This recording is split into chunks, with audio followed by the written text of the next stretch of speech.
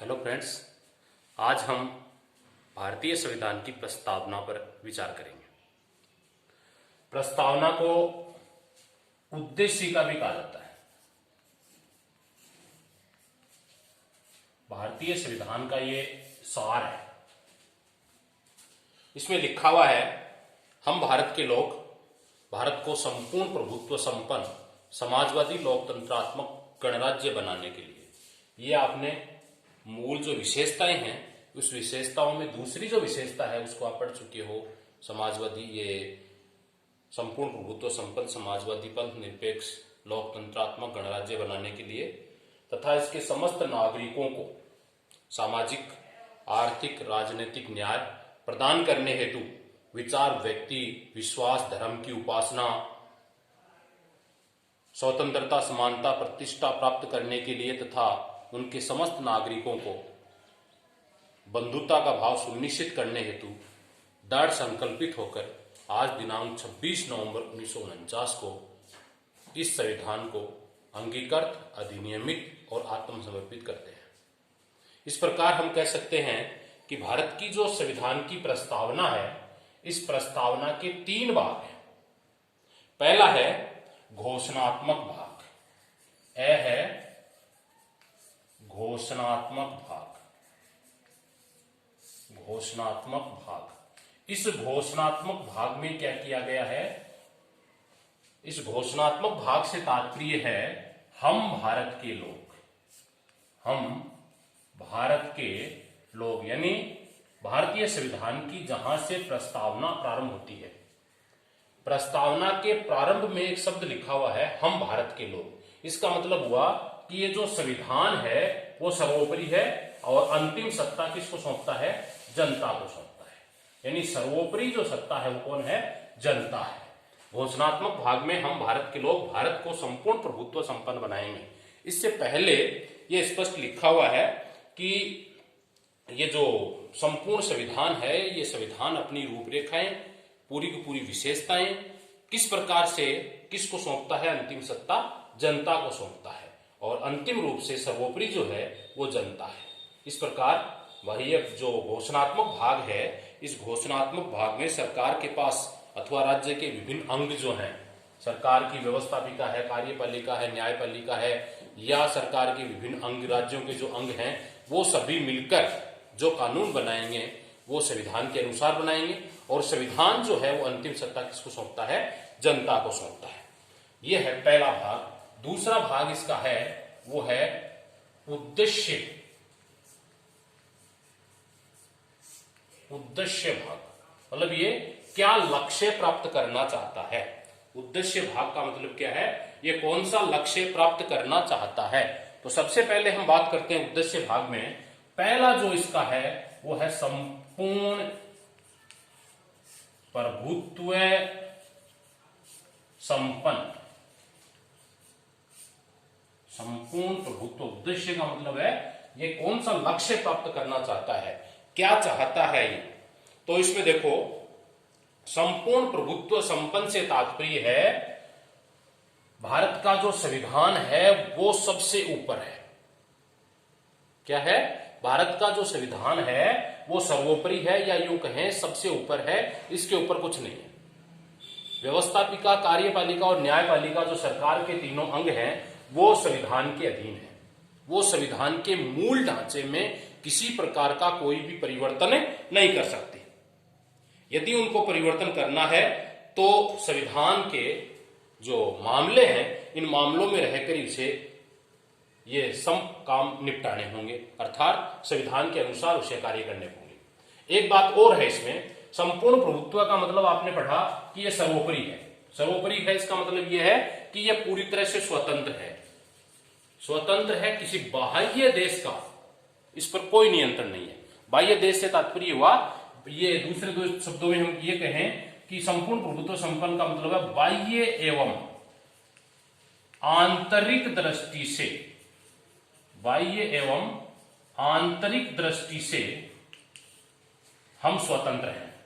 मतलब किस देश के साथ कैसा समझौता करना है, क्या संधियां करनी है, कौन कौन सी शर्तें माननी है, कौन सी शर्तें नहीं माननी है, किस राज्य में कैसी शासन व्यवस्था स्थापित करनी है, शासन का स्वरूप कैसा होगा, विदेशों के साथ कब विदेशी दौरे करने, ये सब करने का जो अधिकार है वो किसको है, भारतीय जनता को है, सॉरी मतलब संविधान को है। और संविधान अंतिम सत्ता किसको सौंपती है, जनता को सौंपती है। तो ये संपूर्ण प्रभुत्व संपन्न से तात्पर्य हुआ कि देश बाह्य और आंतरिक मामलों में स्वतंत्र है, देश के अंदर कैसी शासन व्यवस्था चलानी है और दूसरे देशों के साथ कैसे संबंध स्थापित करने हैं। दूसरा इसका जो भाग है वो है समाजवाद। दूसरा जो शब्द है इसमें वो है समाजवाद। समाजवाद जो शब्द है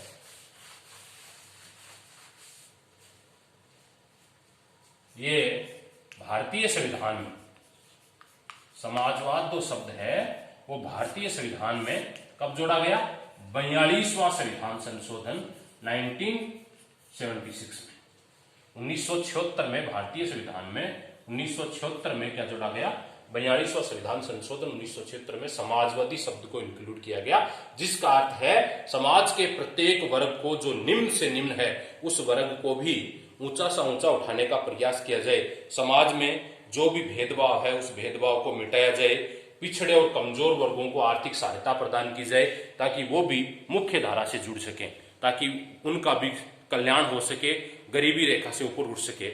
इस शब्द को समावेश करने का मुख्य कारण देश में फैली हुई अव्यवस्था, देश में गरीबी का स्तर, इसको दूर करने के लिए यह शब्द जोड़ा गया था। तीसरा है इसमें पंथ निरपेक्षता।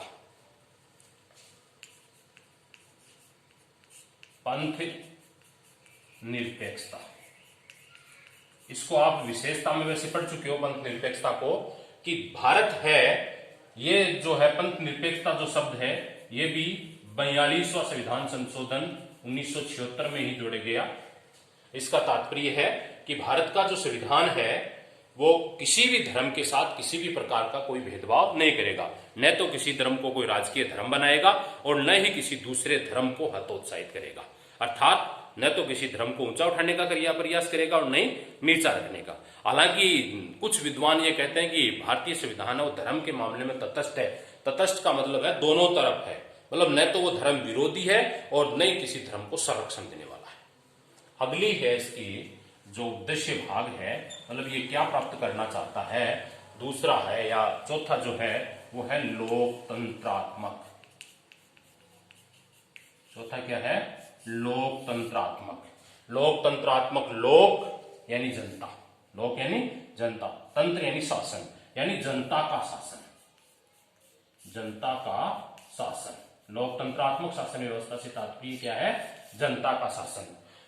अमेरिका का भूतपूर्व राष्ट्रपति डॉक्टर इब्राहिम लिंकन कहता है कि लोकतंत्रात्मक शासन प्रणाली वह शासन प्रणाली है जो जनता के लिए और जनता के द्वारा जो शासन प्रबंध हो, अर्थात जितने भी कार्य हैं, जितने भी व्यवस्थाएं हैं, सब किसके लिए बनाई जाए, जनता के लिए बनाई जाए। तो लोकतंत्रात्मक शासन मतलब ये हुआ कि जनता अपने चुने हुए प्रतिनिधि, सीधा भाग नहीं लेती जनता, कानून निर्माण की प्रक्रिया में जहां प्रत्यक्ष लोकतंत्र होता है वहां सीधा भाग लेती है, जबकि भारत में कौन सा है, प्रतिनिध्यात्मक या अप्रत्यक्ष लोकतंत्र विद्यमान है। तो अप्रत्यक्ष लोकतंत्र में क्या होता है, जनता स्वयं कानून निर्माण की प्रक्रिया में भाग नहीं लेती, जबकि कानून बनाने के लिए जो 5 वर्ष के लिए हम हमारे प्रतिनिधि, जैसे केंद्र सरकार की बात करें तो लोकसभा में हम सांसद चुनकर भेजते हैं और राज्यसभा में अप्रत्यक्ष रूप से सदस्य चुने जाते हैं, राज्यों की बात करें तो विधानसभा में हम विधायक चुनकर भेजते हैं, ये हमारे लिए कानून निर्माण का काम करते हैं। और अगला और लास्ट है 5वां, गणतंत्र। उद्देश्य भाग में अगला है गणतंत्र। गणतंत्र का मतलब होता है, गण यानी भी लोग होता है, तंत्र यानी शासन, मतलब ये दोनों सेम ही शब्द है लेकिन दोनों में अंतर है। यहां शासन व्यवस्था है उसका जो सर्वोपरि पद है वो राजा भी हो सकता है लोकतंत्र में, लेकिन यहां जो सर्वोपरि पद होगा यानी इसका मतलब ये हुआ कि वह शासन व्यवस्था जिसका सर्वोच्च पद, अंतिम सत्ता जो प्राप्त करने वाला है, राष्ट्रपति जिसे हम कहते हैं, उसका चुनाव होता है वो जनता द्वारा प्रत्यक्ष या अप्रत्यक्ष रीति से निश्चित समयावधि के लिए चुना जाता हो, ऐसी शासन व्यवस्था को हम किस नाम से जानते हैं, गणतंत्रात्मक शासन व्यवस्था के नाम से जानते हैं। गणतंत्रात्मक शासन व्यवस्था वह शासन व्यवस्था है जिसमें राष्ट्राध्यक्ष का निश्चित समयावधि के लिए जनता द्वारा चुनाव होता है। तो उद्देश्य भाग जो है इस प्रस्तावना का, वो क्या प्राप्त करना चाहता है, उद्देश्य का मतलब इनका लक्ष्य क्या है, इनका मतलब ये क्या चाहते क्या है, इनका उद्देश्य क्या है। तो इसका उद्देश्य सबसे पहले है, ये पूरी तरह से स्वतंत्र है, दूसरे देशों के साथ कोई संधि करनी है, कोई वार्ता करना है, कोई समझौता करना है या कोई अन्य बात करनी है, उसके लिए पूरी तरह से स्वतंत्र है। ये जो समाजवाद है, इसका मतलब है समाज में जो भी पिछड़े हुए हैं, गरीब तबके के लोग हैं, उनको भी ऊपर उठाया जाए, समाज के बराबर लाने का प्रयास किया जाए, इसलिए इसको समाजवाद को जोड़ा गया। पंथ निरपेक्षता का मतलब धर्म के मामले में राज्य किसी प्रकार का कोई भेदभाव नहीं करेगा, सभी धर्मों को सम्मान मानेगा, किसी भी धर्म को हतोत्साहित नहीं करेगा और किसी भी धर्म को प्रोत्साहन नहीं देगा। धर्म के मामले में सभी लोकतंत्र का मतलब है जनता का शासन, जनता की चुनी हुई सरकार, और गणतंत्र का मतलब है जहां का राष्ट्राध्यक्ष जनता द्वारा प्रत्यक्ष या अप्रत्यक्ष रीति से चुना जाता हो, ऐसी शासन व्यवस्था को गणतंत्रात्मक शासन व्यवस्था कहते हैं। अगले है इसका विवरणात्मक भाग। तीसरा और अंतिम भाग जो है इसका, वो है विवरण, मतलब सार, इसमें क्या क्या और क्या क्या चीजें लिखी हुई हैं। ये तो इसकी उद्देश्य भाग था, ये क्या प्राप्त करना चाहता है। अब हम बात करते हैं इसका जो पार्ट है वो है विवरण, विवरणात्मक भाग, डिस्क्रिप्शन, विवरणात्मक भाग। एक याद कर लोगे इसमें विवरणात्मक भाग में, उसके बाद में बस शब्दों को दाएं बाएं करना है ना, शब्दों को दाएं बाएं करना, बाकी स्थितियां जो है वो सेम है। सबसे पहले हम बात करते हैं विवरणात्मक भाग में नंबर 1, सामाजिक न्याय। नंबर 1 क्या है? सामाजिक न्याय। सामाजिक न्याय से क्या तात्पर्य? देखो, समाज में रह रहे प्रत्येक व्यक्ति के साथ किसी भी प्रकार का जाति, धर्म, भाषा, संस्कृति, वर्ण, वर्ग आदि के आधार पर विभेद नहीं करना क्या है? सामाजिक न्याय। एक बार दोबारा देख लो, सामाजिक न्याय किसे कहते हैं? समाज में रह रहे प्रत्येक व्यक्ति के साथ किसी भी प्रकार का जाति, धर्म, भाषा, संस्कृति, वर्ण, वर्ग आदि के आधार पर विभेद नहीं करना क्या है? सामाजिक न्याय। मतलब भेद नहीं करना, ये मानो किसी भी प्रकार का हो, वो भेद नहीं करना होता है, उसे हम सामाजिक न्याय कहते हैं। नंबर दो है आर्थिक न्याय। आर्थिक न्याय, अब देखो, आर्थिक न्याय का जो व्यवस्थित विवरण है वो नीति निर्देशक तत्व है। कल हमने पढ़ा है नीति निर्देशक तत्व है, एक विशेषता पढ़ी थी, नीति निर्देशक तत्व है, अनुच्छेद 36 से 51 तक। तो उस 36 से 51 में अनुच्छेद 39 में, किसमें? अनुच्छेद 39 में एक प्रावधान किया गया है। यह प्रावधान किया गया है 39 में कि आर्थिक न्याय के आदर्श को स्वीकार किया गया। इसमें राज्यों को अपनी नीति संचालन करते समय इस प्रकार से बनानी होगी नीतियां जिसमें आर्थिक आधार पर किसी प्रकार का कोई भेदभाव नहीं हो, तथा गरीब तबके के जो लोग हैं, जो गरीबी रेखा से नीचे जीवन यापन करने वाले हैं, जिसे हम कहते हैं सामान्य शब्दों में बीपीएल, बिलो पॉवर्टी लाइन, गरीबी रेखा से नीचे जीवन यापन करने वाले परिवारों को भी मुख्य धारा में जोड़ने के लिए सरकार द्वारा जो उच्च वर्ग है उस पर करारोपण सिद्धांत लगाया जाए, मतलब टैक्स लगाया जाए, और निम्न वर्ग को उस पर खर्च करने का जो छूट दी जाए, ऐसी व्यवस्था को हम क्या कहते हैं? आर्थिक न्याय कहते हैं। आर्थिक न्याय में भी वही है, जाति, धर्म, भाषा, संस्कृति, वर्ण, वर्ग आदि के आधार पर किसी प्रकार का कोई भी भेदभाव नहीं किया जाएगा। सभी को क्या माना जाएगा? सम्मान माना जाएगा, किसी प्रकार का कोई भेदभाव नहीं होगा। अगला है इसमें राजनीतिक न्याय। तीसरा है इसका राजनीतिक न्याय।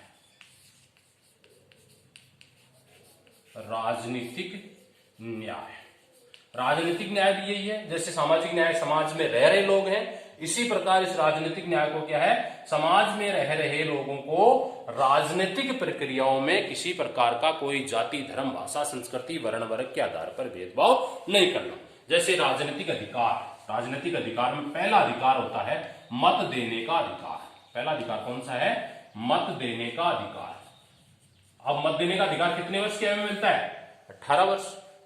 18 वर्ष के प्रत्येक स्त्री पुरुष को किसी भी प्रकार की जाति, धर्म का भेदभाव किए बिना वोट देने का अधिकार होता है। नंबर 2, मत देने के बाद में आपका दूसरा जो अधिकार है वो है चुनाव लड़ने का अधिकार। चुनाव लड़ने की अब निश्चित आयु है। निश्चित आयु प्राप्त करने के बाद आप चुनाव लड़ सकते हो। जैसे सबसे पहले हम बात करें पंचायत, ग्राम पंचायत, पंचायत समिति, जिला परिषद जो है, इसको हम स्थानीय निकाय कह सकते हो। एक शब्द ही हाथ में रखो ताकि सब एक साथ ही आ जाए। स्थानीय जो निकाय है, इस स्थानीय निकाय के लिए चुनाव की जो आयु है वो रखी गई है 21 वर्ष। क्लियर? 21 वर्ष का प्रत्येक स्त्री पुरुष बिना किसी भेदभाव के चुनाव लड़ सकता है। रोटरी सिस्टम से जो सीट आरक्षित होती है तो उसी आरक्षण वर्ग का ही व्यक्ति चुनाव लड़ सकता है। उसके बाद में बात करें हम लोकसभा और विधानसभा की, तो लोकसभा और विधानसभा इसकी जो आयु है, मतलब चुनाव लड़ने की जो आयु है वो है 25 वर्ष। सब जगह काम में आ जाएगी, एक साथ याद कर लो आयु केवल, बाकी योग्यताएं सबकी सेम ही होती है, 25 वर्ष। इसके बाद में विधान परिषद और राज्यसभा, इसकी आयु रखी गई है 30 वर्ष। इसके बाद में राष्ट्रपति, उपराष्ट्रपति और राज्यपाल, इसकी तीनों की आयु रखी गई है 30 वर्ष। यानी ये आयु प्राप्त करने के बाद में आपको राजनीतिक अधिकार प्राप्त हो जाएंगे, किसी प्रकार का कोई भी भेदभाव नहीं होगा। क्लियर? अब देखो दूसरा, दो हो गए ना चुनाव लड़ने का अधिकार। चुनाव में जीत गया, है ना, जीत गए तो सरकार बनाने का अधिकार है, सरकार बनाने का अधिकार है। और हार गए तो, सरकार नहीं बना पाए तो विपक्ष में बैठ के आलोचना का अधिकार। किसकी आलोचना? आलोचना का अधिकार, सरकार की आलोचना। आप सरकार की आलोचना कर सकते हो। यह है राजनीतिक अधिकार आपके, और ये बिना किसी भेदभाव के, जाति धर्म भाषा संस्कृति वर्ण वर्ग आदि का कोई प्रकार का भेदभाव नहीं होता है और सबको समान रूप से प्राप्त होता है। इसी का जो ये थे तीनों एक ही है, पार्ट में रूप में बात करें तो एक पार्ट हो गया। दूसरा जो पार्ट है इसका, विवरणात्मक भाग का ही दूसरा जो पार्ट है,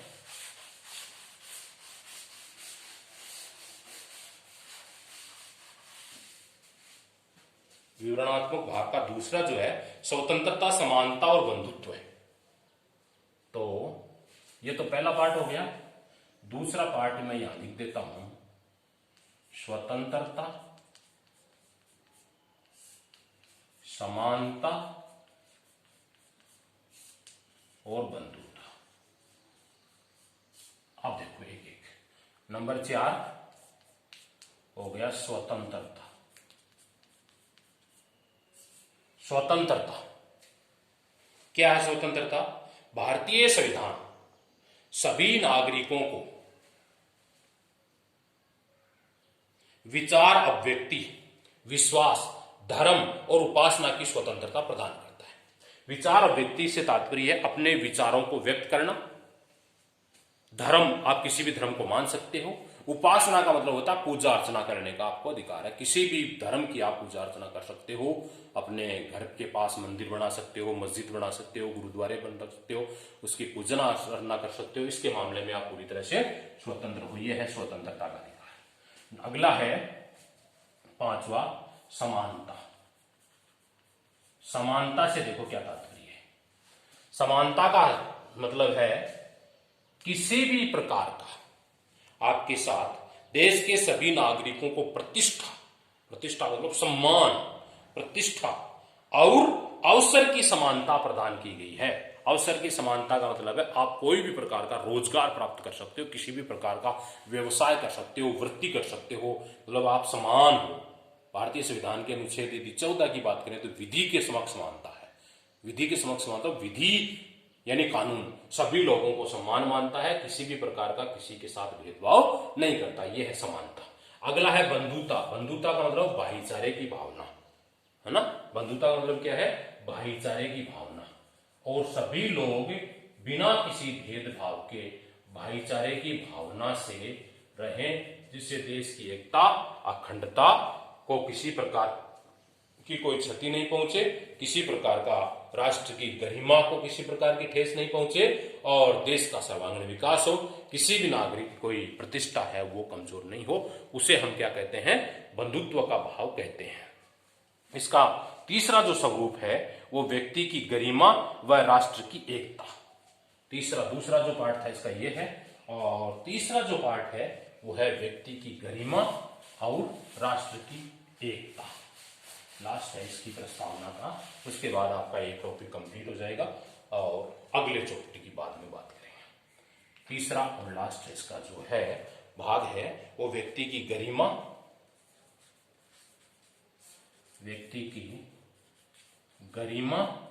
एक तो ये हो गया गरिमा और दूसरा हो गया राष्ट्र की एकता और अखंडता। वह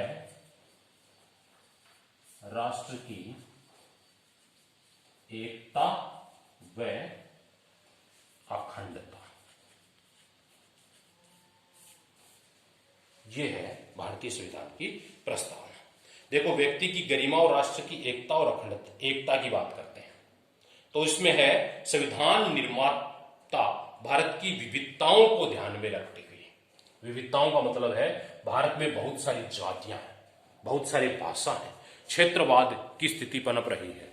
आज आप देख रहे होंगे कि अलग अलग भाषा के लोग अलग अलग राज्य भाषा के आधार पर बनाना चाह रहे हैं, कोई धर्म के आधार पर बना रहा है, कोई जाति के आधार पर बंटा हुआ है। इसलिए भारतीय संविधान निर्माताओं ने क्या किया कि इस बात को ध्यान में रखा, उन्होंने भारतीय संविधान निर्माताओं ने यह विचार किया कि व्यक्ति की गरिमा का मतलब मान सम्मान, उसकी प्रतिष्ठा, वो किसी भी प्रकार की कोई कमी नहीं होनी चाहिए। और साथ में राष्ट्र की एकता से तात्पर्य राष्ट्र एक।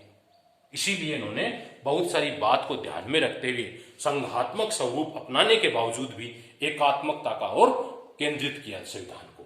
कुछ चीजें ऐसी दी, जैसे मान लो एक राजभाषा, ये देश की एकता और अखंडता को बचाए रखने के लिए किया गया। एक संविधान, है ना, एक संविधान, एकल नागरिकता, है ना, एकल नागरिकता, ये सब क्या है?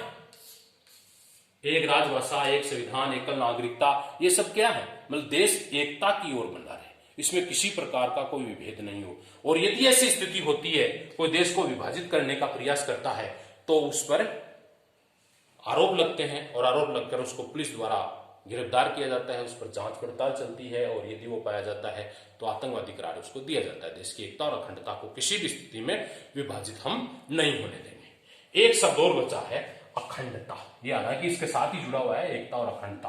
अखंडता शब्द जो है ये भी भारतीय संविधान में कब जोड़ा गया? 42वां संविधान संशोधन 1976 में। अब देखो 3 शब्द जोड़े गए उस दौरान, है ना। भारतीय संविधान की प्रस्तावना में कितने शब्द जोड़े गए? 3। सबसे पहला समाजवादी, पंथ निरपेक्षता और अखंडता। अखंडता से मतलब यह है कि देश का किसी भी प्रकार का कोई भी विभाजन नहीं होना चाहिए। देश में किसी भी प्रकार की एकता और अखंडता का मतलब मजबूत है ये, और मजबूत ही बना रहना चाहिए। इसमें किसी भी प्रकार का कोई भी विभेद नहीं होना चाहिए। देश एक रूप में बना रहे, किसी प्रकार से दूसरा इसे यदि तोड़ने का प्रयास भी करे तो भी हम उसे तोड़ने नहीं दे। ये है एकता और अखंडता। इस प्रकार हम कह सकते हैं कि भारत की जो संविधान की प्रस्तावना है इसमें पूरे संविधान का सार है। जैसे एक बार हम पूरे को दोबारा रिवाइज करते हैं, इसका जो अंतिम जो बार लिखा हुआ है, अंतिम लोग कि हम भारत के लोग, भारत को ये जो है ना, ये हम पढ़ चुके हैं, संपूर्ण बहुमत संपन्न बनाते हैं, लोकतंत्रात्मक गणराज्य, इसके समाजवादी स्वरूप को अपनाने का प्रयास करते हैं। ये सब होने के बाद अंतिम जो स्वरूप उसमें लिखा हुआ है प्रस्तावना में, वो लिखा हुआ है कि हम सब लोग क्या करते हैं, संविधान को अधिनियमित, है ना, लास्ट में जो लिखा हुआ ना 26 नवंबर 1949 को अधिनियमित करते हैं। इसका मतलब होता है लागू करना, है ना। इसका मतलब क्या होता है? लागू करना, अधिनियमित। और किससे करते हैं? आत्मसमर्पित, मतलब आत्मा से। आत्मसमर्पित का मतलब क्या है? आत्मा से हम इसे स्वीकार करते हैं और इसकी एकता और अखंडता को हम बनाए रख सकते हैं। यह है भारतीय संविधान की प्रस्तावना। बाकी चर्चा हम अगले भाग में करेंगे। जो ये आपका ये जो लेसन है, पहला लेसन ये कंप्लीट हो चुका है। किसी भी प्रकार का आपका कोई क्वेश्चन हो तो आप कमेंट में लिखकर डाल दीजिए, उसका उत्तर आपको बता दिया जाएगा। दूसरे लेसन पर हम कल विचार करेंगे।